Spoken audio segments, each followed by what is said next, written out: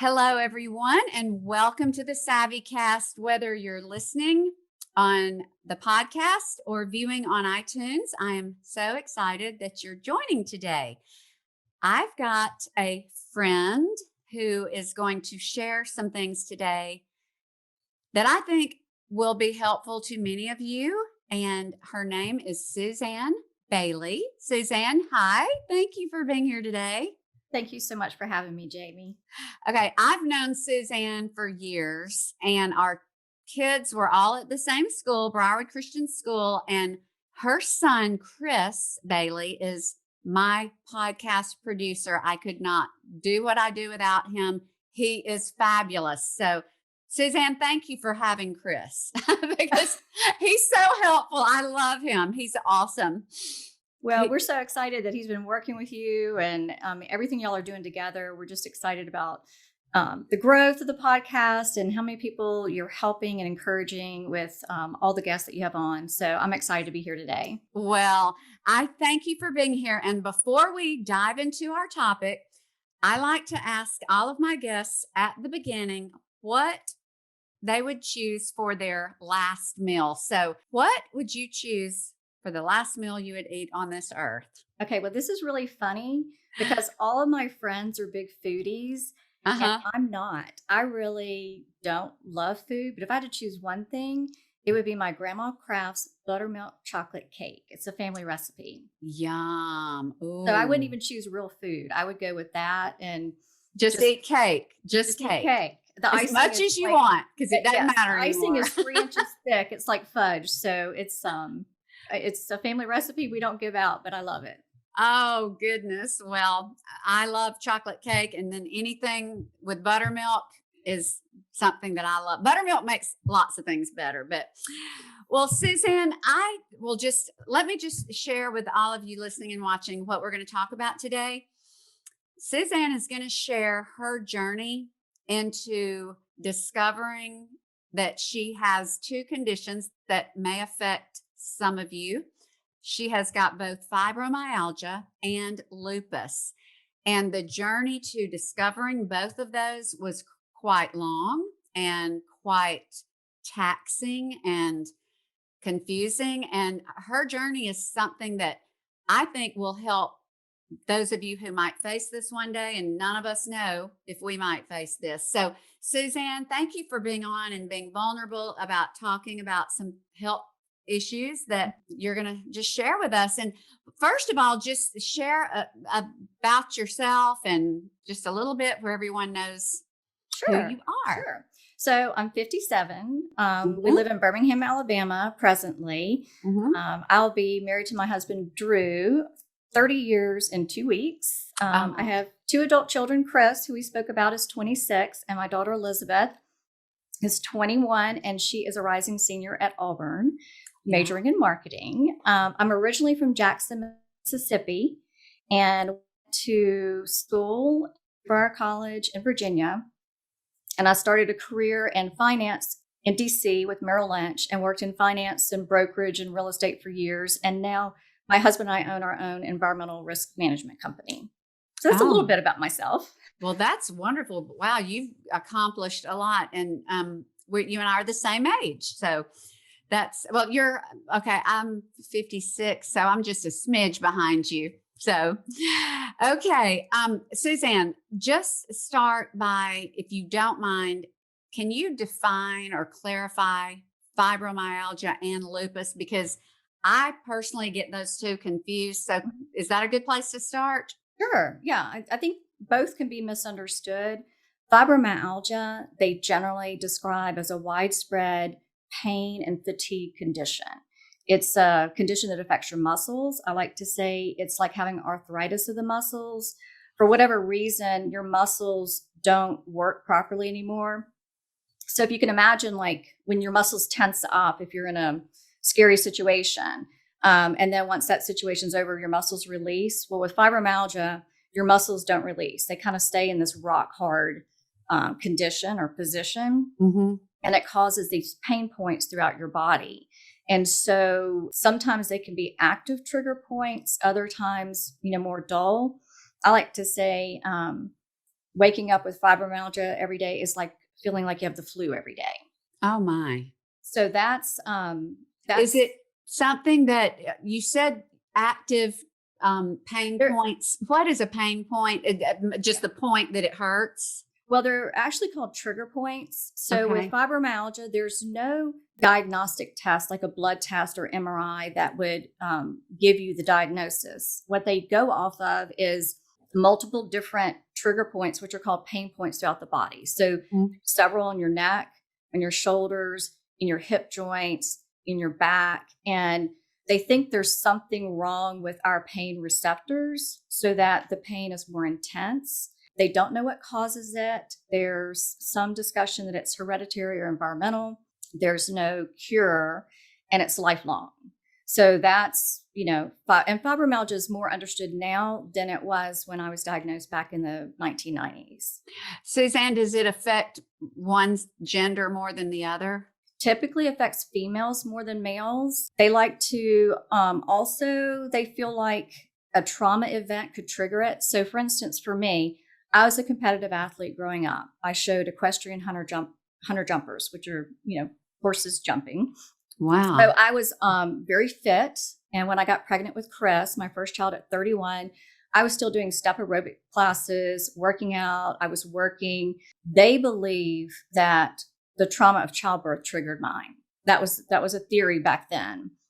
But it did take, with the fibromyalgia, it took 2 years to get diagnosed. And I can talk about that a little bit more when we talk about how you get diagnosed. And well, may I ask you a question that about, is childbirth just generally considered traumatic on your body, or did you have a specifically traumatic situation with Chris? Yeah, mine, they sometimes, like a car accident, some kind of trauma to your body can trigger it. Although, again, they really don't know what causes it. Mine was a little traumatic in the sense that I was in labor for a long time and my epidural wore off because I had a hot spot. So I ended up having a natural childbirth. And I don't know if you can tell, I'm petite. You're very tiny. 5'1", and, and he, Chris was perfectly healthy. But as we got through, the years it took to get diagnosed, I could immediately tell within about 6 months that something wasn't right. But back in the 90s,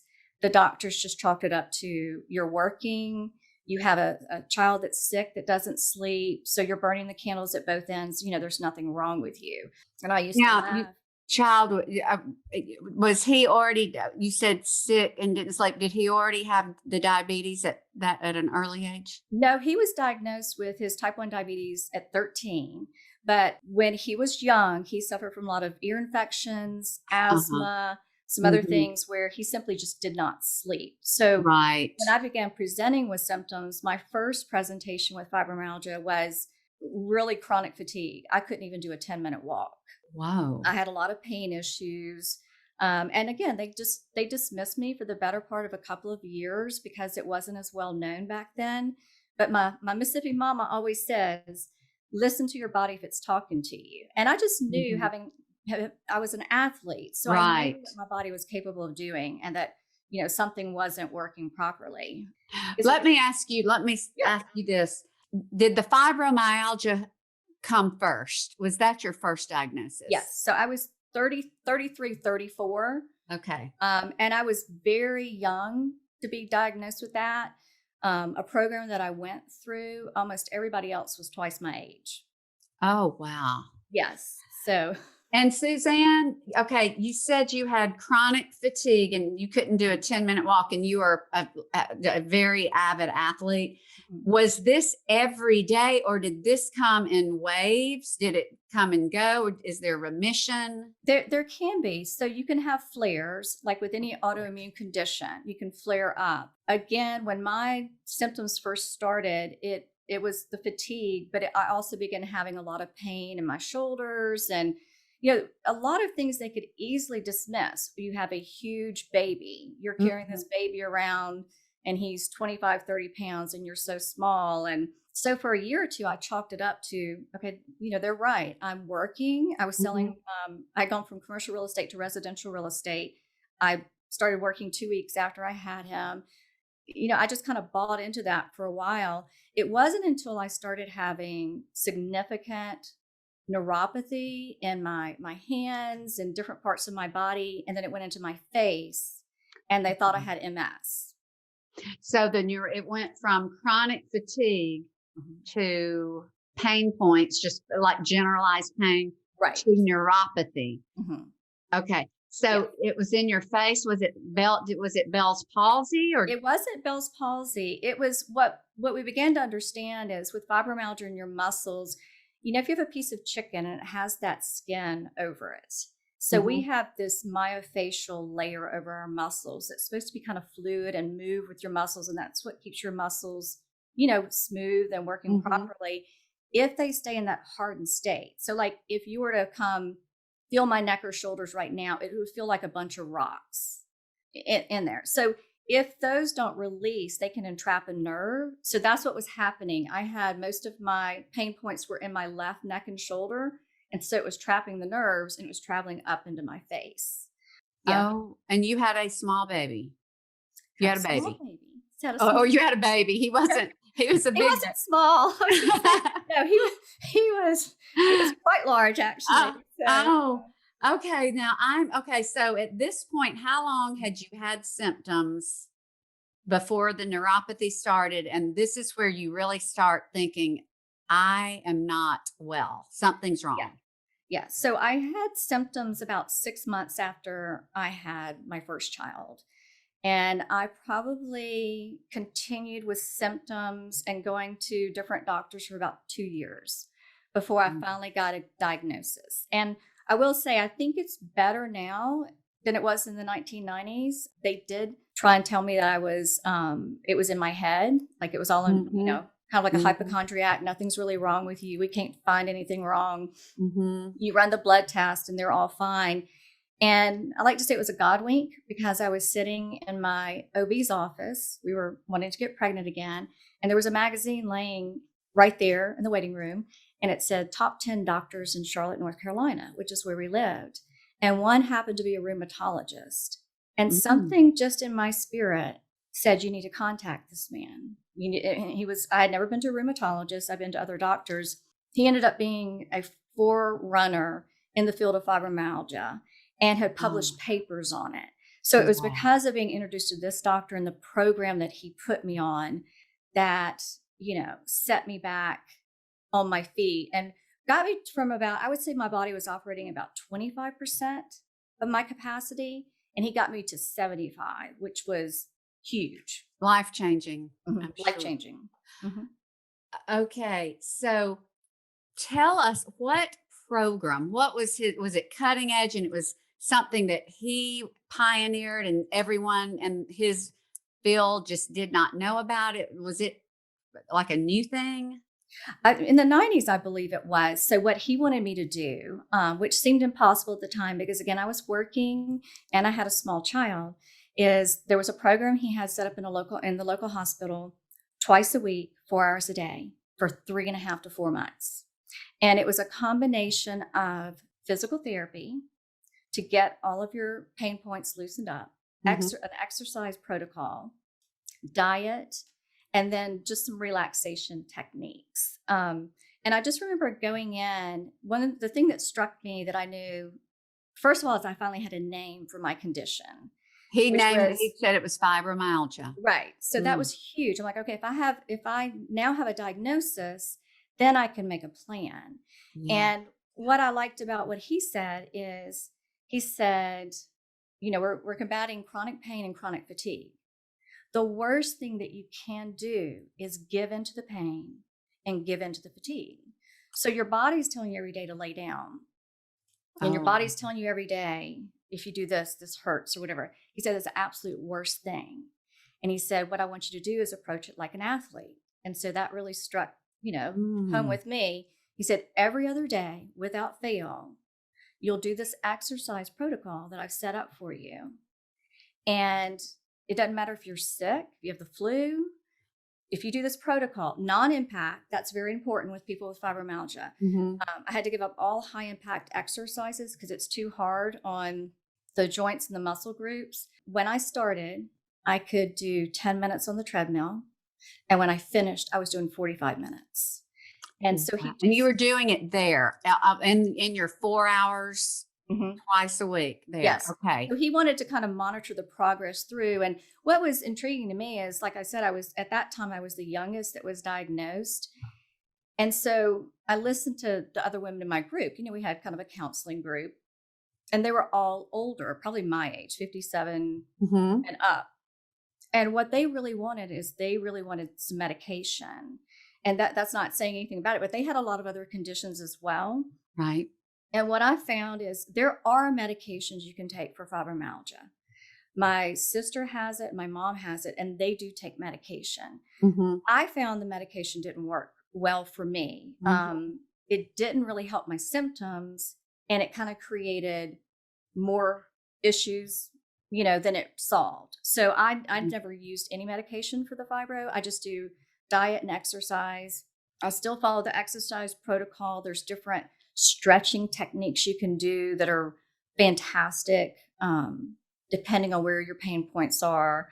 I know that's a lot of information, but I just want to encourage everyone that, if you need the medication, it works for you, that's fantastic. If not, I'm living proof that you can have an incredibly successful, energetic life. You just have to pace yourself differently. That's kind of the other thing you learn is I'm a reformed type A perfectionist. And I realized pretty quickly I can still do the things that God calls me to do for my family and my purpose, but I'd have to pace differently. Now, what exercise did you settle into that, like which exercises are helpful for people with fibromyalgia? And are they across the board?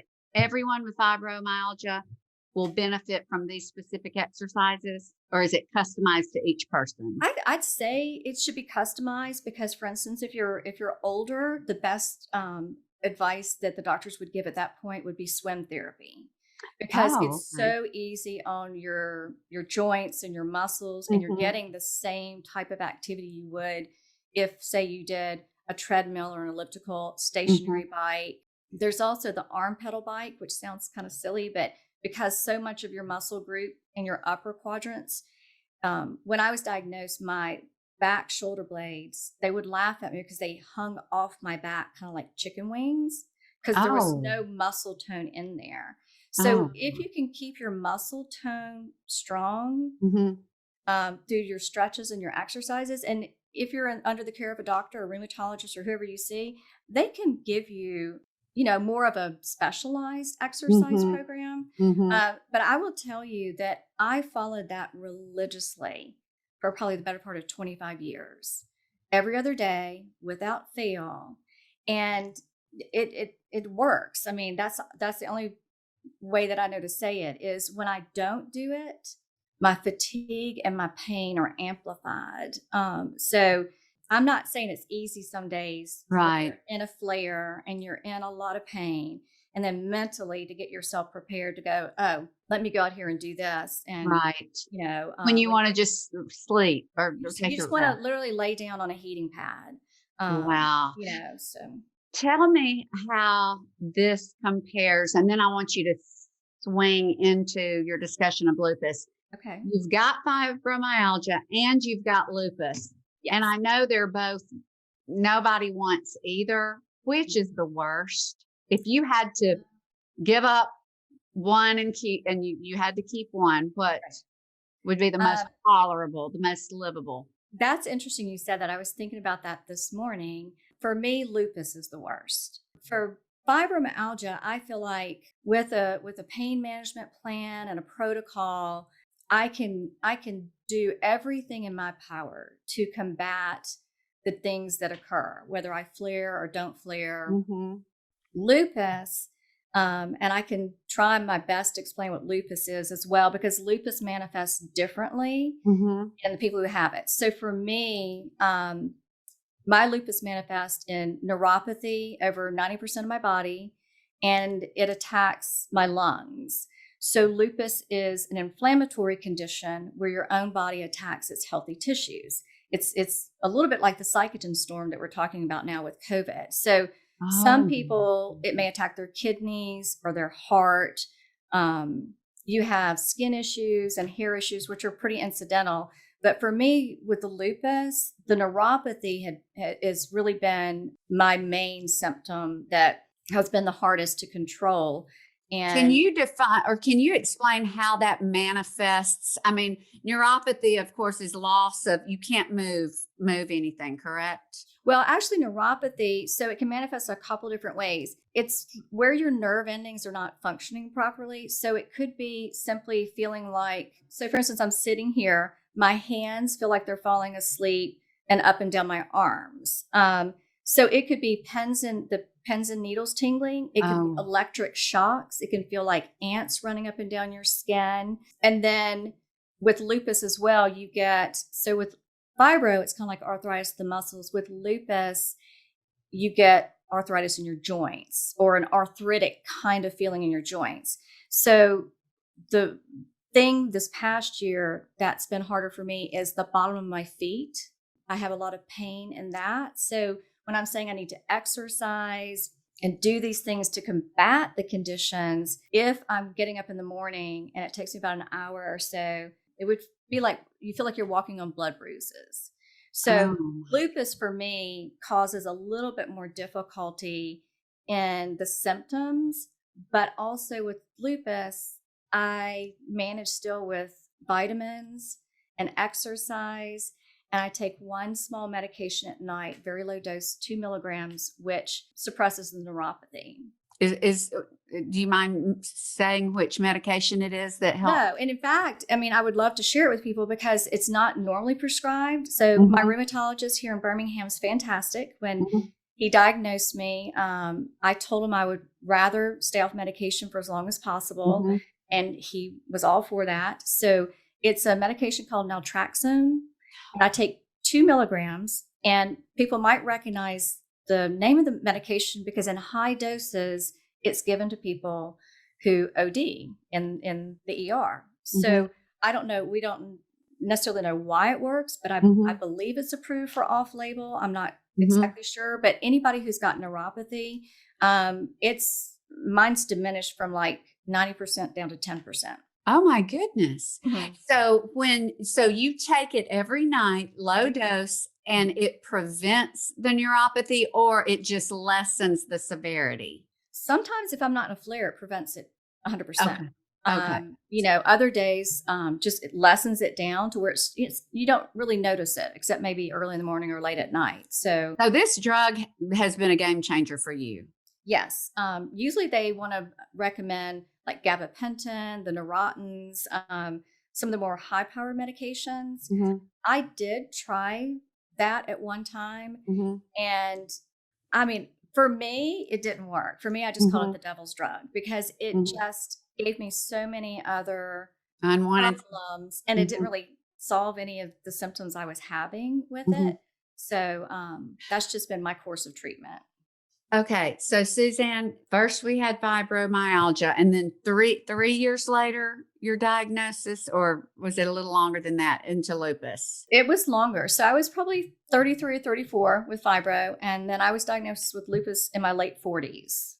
Oh, okay. Mhm. So, do you ever have them both flaring or active simultaneously? Yeah. Yeah, yeah.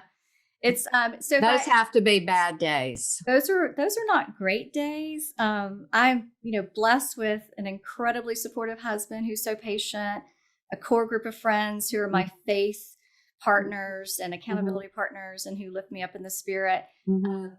If I flare simultaneously like that, I do go on a small dose of steroids. Mhm. Mhm. And that's last resort because you really don't want it's just a small prednisone pack, which is the 5-day pack. It's not high dose, Right. but that helps alleviate the flare symptoms that are more severe when they come on. And you don't really know why you flare. Sometimes stress can bring it on. Mhm. Travel is hard for me. So I'm a little careful if I travel to space it out.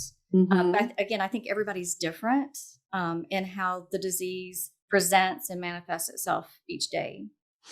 Well, Suzanne, those listening or watching, what is a typical day like? Like the majority of your days, is there a typical day for you? So now that I'm older, mornings are harder for me. Not sure why. Mhm. I think most people can resonate if they have either one of these conditions, that it does disrupt your sleep. But if you're fortunate to get a good night's sleep, you wake up, you feel like you haven't slept. So when I say you feel like you have the flu every day, your body always, at least for me, I'm always tired. I feel like I have to push myself through each event through the day, which is why I say I pace myself differently. Mhm. And that's okay. You just schedule things a little bit differently, pace it through. My pain is a little bit more severe in the mornings and then at night, which I think is probably pretty typical. But other than that, it doesn't really prevent me from doing anything I want to do or accomplishing what I want to accomplish. Mhm. As I said, if I have a bad day, like severe brain fog day, then maybe if I have something on the schedule, I might Mhm. postpone that an extra day just so I feel like I have some clarity.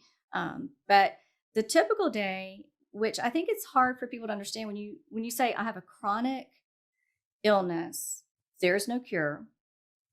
They don't know what causes it. I can tell my friends I'm in pain every day, but unless your body experiences something like that, it's kind of hard for you to empathize with it. And I Mhm. think a typical day, almost like a groundhog day, it's not going to go away. Mm.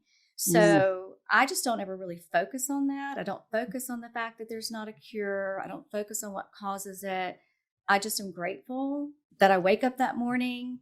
I'm grateful that, I don't have MS and I can walk and I can do the things that hopefully help my body heal as much as it can. But, there are days that the grind of it can wear on you.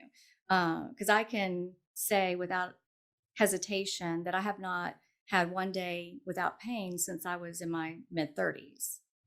Oh, wow, Suzanne. Wow. What level of is there on a scale of 1 to 10? Is it easy to classify just when you say every day? Is it Yeah, so below a 5, above a yeah, 5? actually, yeah, the rheumatologist actually has you circle a number on your pain scale when you go in. Fortunately for me, a lot of times I can be at a 3 or 4.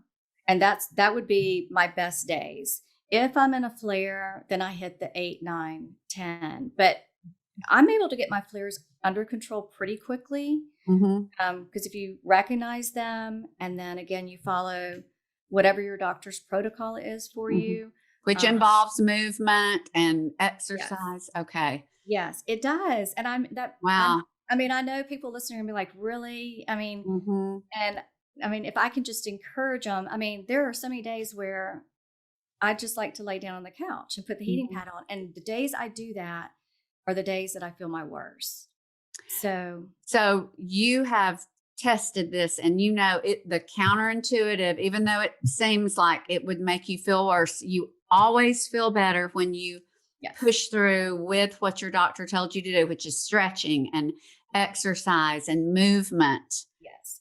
And to give you an idea now, the training I do to encourage people, I was talking about treadmills earlier. So what I do now is 3 days a week. I have a gym that I go to here, Mhm. and we do everything from it's structural functional training. So we work with medicine balls, kettlebells, weights. It's using your body weight. Mhm. So I'm doing sets, 3 and 4 sets of 7 different exercises, anywhere from push-ups to rope. The ropes where you Yeah, yeah. so it doesn't have to be. You can upgrade your exercise. What I have found now is doing the weight training Mhm. has helped tremendously, and it for both conditions. And my lupus has caused osteoporosis in me at a very young age. So the weight training again continues to help Right. bones and bone health. Okay, so Suzanne, I understand that you do not take medication unless you have to take very low dose steroid in the middle of a bad flare, that you just basically take vitamins. Can you tell us which vitamins you take and how much? What does that look like? Sure. So one thing with lupus in particular is you may find you have a vitamin D deficiency, and it's specifically D3, and that can make your symptoms worse, which I was unaware of. So I take a prescription vitamin D3 every day, but I also take one once a week, and it's at higher levels. So my once a week is 50,000. 40 to 50,000.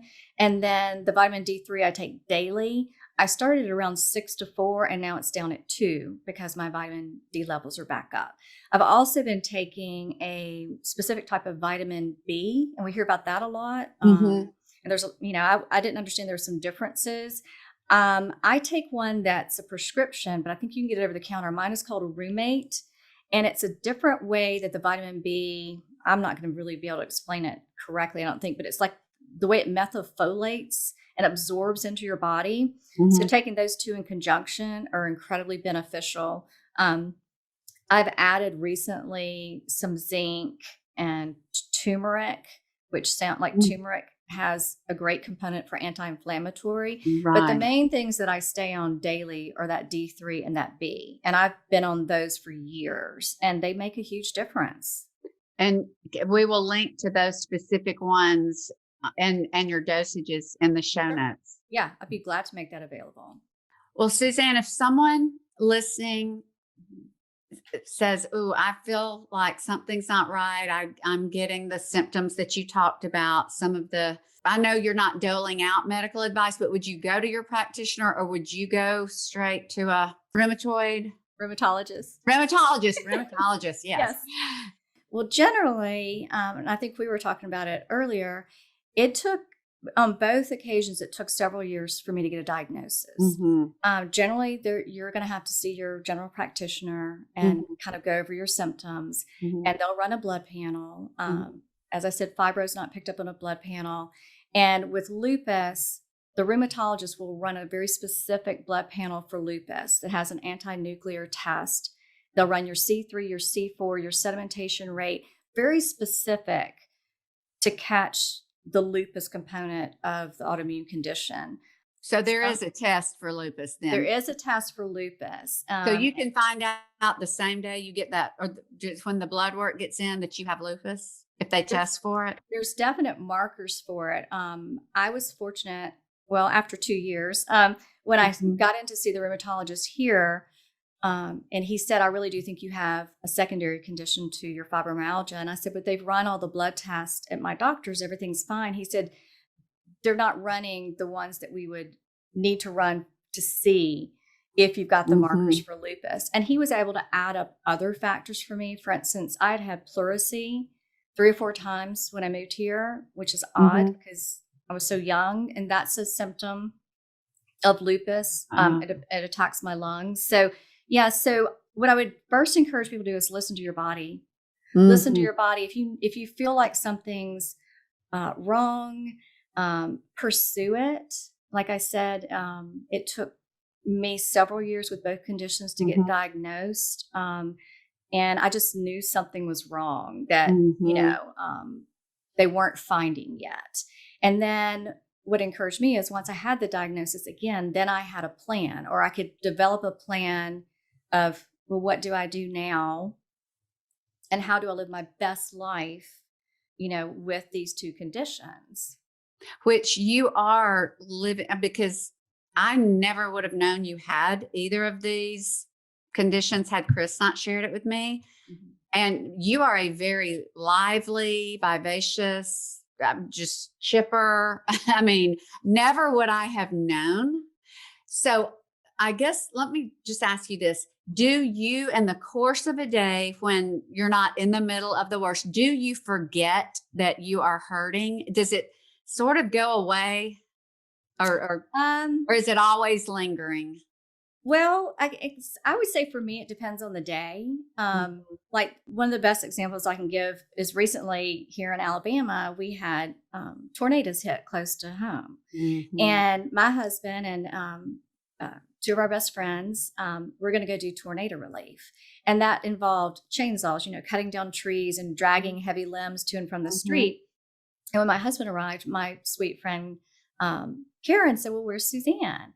And he kind of explained, he said, well, she can't really do this kind of work with her lupus. Mhm. So that really hit me hard because I wanted to go, but I Right. kind of knew that would have taxed my body a little bit too much. So Mhm. I just pivoted, and they needed relief supplies. And I went and did that instead, where I could go to the groceries and get, supply. So there's sometimes where it does prevent me from doing things that I'd Mhm. like to do, Mhm. but not generally.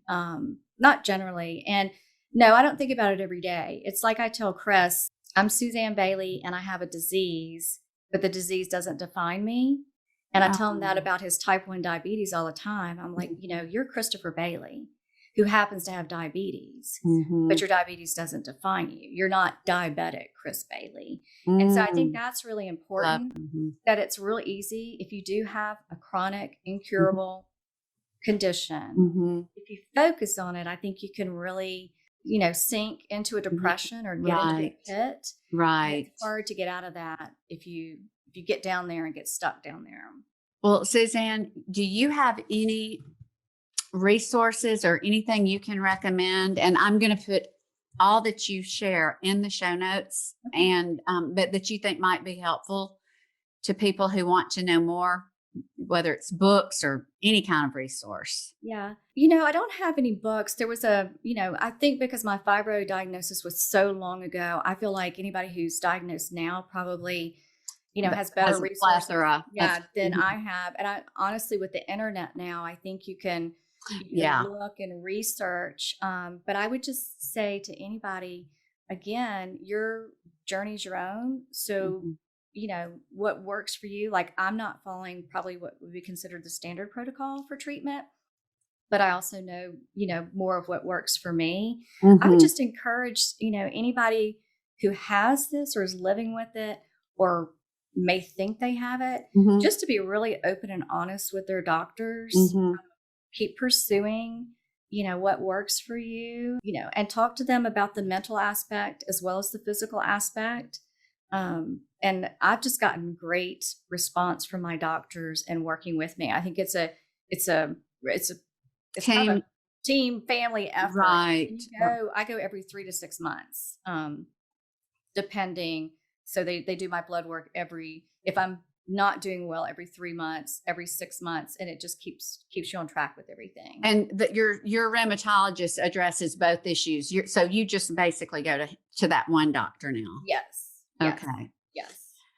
Well, Suzanne, your spirit, your attitude, and just your willingness to discuss this is very inspiring to me. And I know that others listening will feel the same. And I will, if it's okay, put how to get in touch with you. If anyone maybe has questions, just maybe shoot you an email. I would love that. I mean, I'm here for anybody if they have questions or they just want to have a conversation. And I just want to hopefully encourage people and give them hope. It's sometimes it's not easy to live with every day, but it really doesn't have to stop you from living your full life. Mm-hmm.